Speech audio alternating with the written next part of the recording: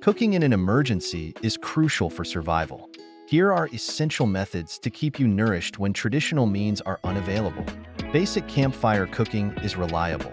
Gather dry wood and kindling to build a fire.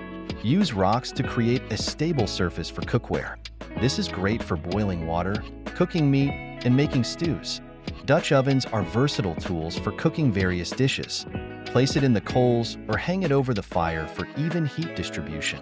Sterno cans are portable and easy to use, perfect for when open flames aren't practical. Light the can and place your pot above it.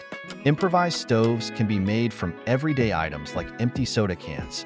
Fill the bottom with alcohol and light it. Solar cookers utilize the sun's energy and are great for rice, beans, and dehydrated foods. Tin can stoves are simple and effective.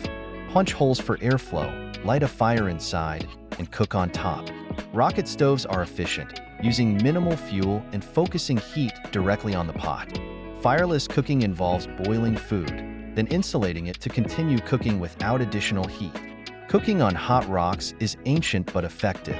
Heat rocks in a fire, place food on them, and cover with leaves or foil.